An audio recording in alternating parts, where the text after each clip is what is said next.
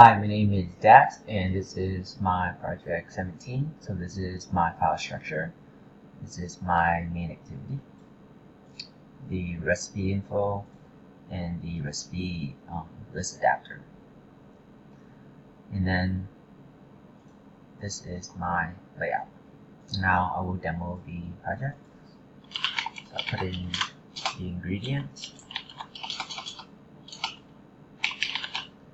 tomato, and more soup.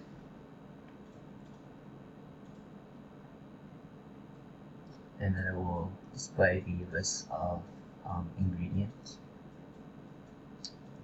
And that's it for my project. In this project, the additional feature that I added is that I create a recycler view for each of the recipe info, and it will display the image if there is an image.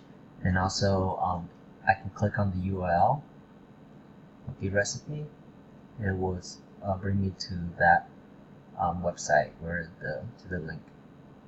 I can go back and I can scroll to a different one and then click on that link and we'll go to that URL. And that's it for my project. Thank you for listening.